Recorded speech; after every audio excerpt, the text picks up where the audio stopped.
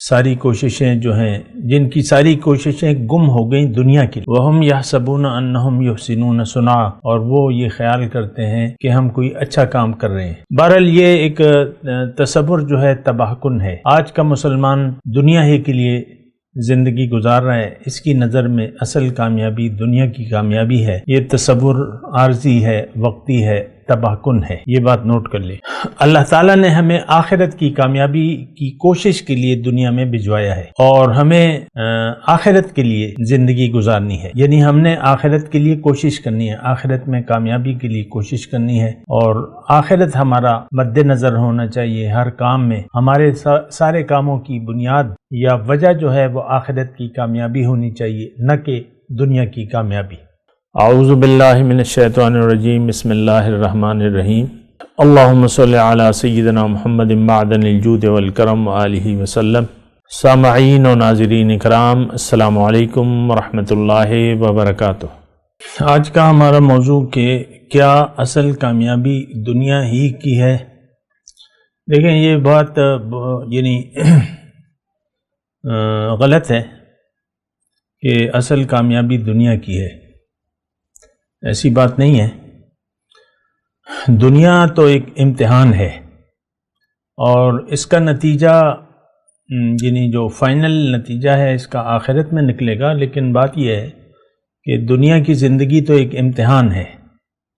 امتحان آپ دیتے ہیں تو اس کے نتیجے میں آپ کو ایک پھر جو بھی نتیجہ ہوتا ہے وہ آتا ہے۔ اگر دنیا کی زندگی کو آپ امتحان نہ سمجھیں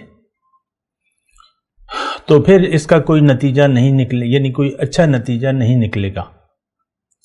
اور حقیقت بات یہ ہے کہ ہم نے دنیا کی زندگی کو امتحان کی بجائے آرام، آسائش اور مزہ اڑانا یا خواہشات کی تکمیل، اس کے لیے ہم نے اپنی زندگی گزار رہے ہیں۔ یعنی ہم زندگی اللہ کے لیے نہیں گزار رہے، زندگی ہم اپنے لیے گزار رہے ہیں، یعنی اپنے ظاہر کے لیے گزار رہے ہیں۔ نفسانی خواہشات ہی ہمارا مدعا ہے، ہم نفسانی خواہشات کو پورا کرتے کرتے جان دے دیتے ہیں، یہ بات غلط ہے۔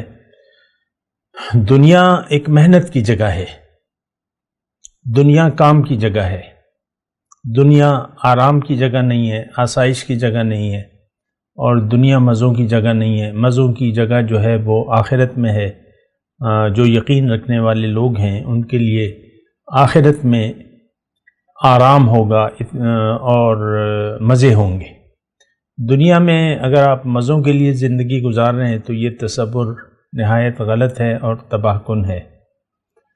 ہم ساری زندگی دنیا ہی کے لیے کوشش کرتے ہوئے جان دے دیتے ہیں، یعنی دنیا ہی کے لیے ہم کوشش کرتے رہتے ہیں۔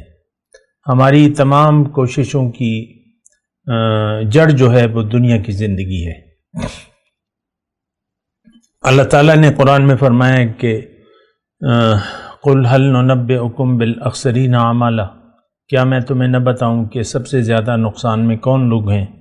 الَّذِينَ ضَلَّ سَعْيُهُمْ فِي الْحَيَاةِ الدُّنْيَا، یہ وہ لوگ ہیں جنہوں نے ساری کوششیں جو ہیں، جن کی ساری کوششیں گم ہو گئیں دنیا کے لیے، وَهُمْ يَحْسَبُونَ أَنَّهُمْ يُحْسِنُونَ صُنْعًا، اور وہ یہ خیال کرتے ہیں کہ ہم کوئی اچھا کام کر رہے ہیں۔ بہرحال یہ ایک تصور جو ہے تباہ کن ہے۔ آج کا مسلمان دنیا ہی کے لیے زندگی گزار رہا ہے، اس کی نظر میں اصل کامیابی دنیا کی کامیابی ہے۔ یہ تصور عارضی ہے، وقتی ہے، تباہ کن ہے، یہ بات نوٹ کر لیں۔ اللہ تعالیٰ نے ہمیں آخرت کی کامیابی کی کوشش کے لیے دنیا میں بھجوایا ہے، اور ہمیں آخرت کے لیے زندگی گزارنی ہے،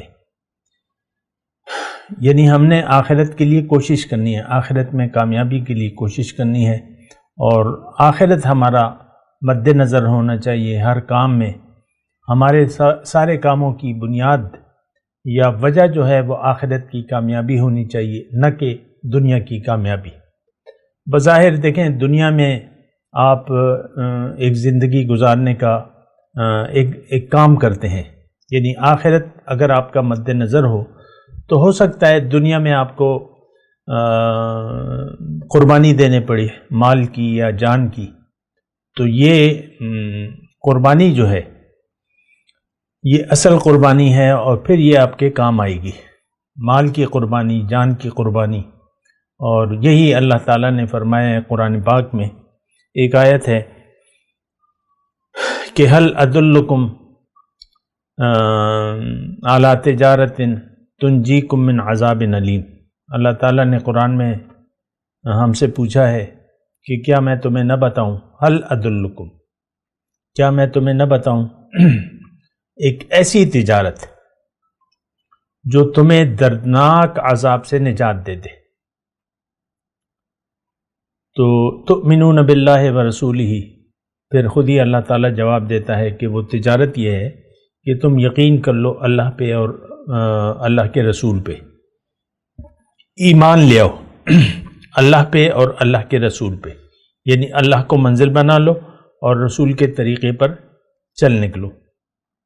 وَتُجَاهِدُونَ، اس کی عملی صورت کیا ہے؟ وَتُجَاهِدُونَ فِي سَبِيلِ اللَّهِ بِأَمْوَالِكُمْ وَأَنفُسِكُمْ ذَلِكُمْ خَيْرٌ لَكُمْ إِن كُنتُمْ تَعْلَمُونَ، یہ تمہارے لیے بہتر ہے اگر تم جانو، تم جہاد کرو، کوشش کرو اپنی مال اور جان سے اللہ کے راستے میں، تو یہ تمہارے لیے بہتر ہے اگر تم سمجھو۔ تو یہ تجارت جو اللہ تعالیٰ نے ہمیں سمجھائی ہے، بتائی ہے، تو وہ تجارت یہی ہے کہ تم مال اور جان سے اللہ کی راہ میں جہاد کرو، کوشش کرو، یعنی مال اور جان کو اللہ کا سمجھو، یہ اس کی اللہ تعالیٰ کی دی ہوئی نعمت سمجھو، اور یہ اللہ کی مرضی سے خرچ کرو، یا یہ بوقت ضرورت پڑے تو مال کی قربانی دو، اور ضرورت پڑے تو جان کی قربانی دو، یعنی دین کے لیے یا اللہ کی رضا میں، جو بھی آپ کہہ لیں۔ تو یہ مواقع آتے ہیں، اللہ تعالیٰ اپنے بندوں کا امتحان لیتا ہے۔ اللہ تعالیٰ نے فرمایا وَلَنَبْلُوَنَّكُمْ بِشَيْءٍ مِّنَ الْخَوْفِ وَالْجُوعِ وَنَقْصٍ مِّنَ الْأَمْوَالِ وَالْأَنفُسِ وَالثَّمَرَاتِ، کہ میں تمہارا امتحان لوں گا کسی قدر، بِشَيْءٍ مِّنَ الْخَوْفِ، تم پہ خوف کی کیفیت ہوگی اور بھوک کی کیفیت ہوگی، اور پھلوں میں کمی ہوگی، یعنی تمہارا فائدہ کم ہوگا، اور جان کی کمی ہوگی، جانی نقصان ہوگا۔ تو اللہ تعالیٰ نے پھر فرمایا وَبَشِّرِ الصَّابِرِينَ، اے نبی آپ بشارت دے دیں، خوشخبری دے دیں، اذا اصابتہم مصیبت، مومنوں کو خوشخبری دے دیں جب ان کو کوئی مصیبت پہنچتی ہے تو وہ کہتے ہیں کہ ہم تو اللہ کے ہیں اور اللہ کے پاس ہم نے واپس جانا ہے۔ تو بہرحال میں آپ کو یہ کہہ رہا ہوں کہ یہ تصور جو ہم نے قائم کر لیا ہے تو یہ انتہائی تباہ کن ہے۔ اس کی وجہ یہ ہے، یعنی اصل کامیابی ہم دنیا ہی کی کامیابی کو سمجھتے ہیں، ہم آج کا مسلمان سب کے سب، تو اس کی وجہ بنیادی طور پہ یہ ہے کہ ہم دنیا کے دھوکے کا شکار ہو گئے ہیں۔ اس کے بارے میں بات کریں گے ایک وقفے کے بعد۔ وآخر دعوانا الحمدللہ رب العالمین۔ مولایا صلی وسلم دائما ابدا علی حبیبک خیر الخلق کلہم۔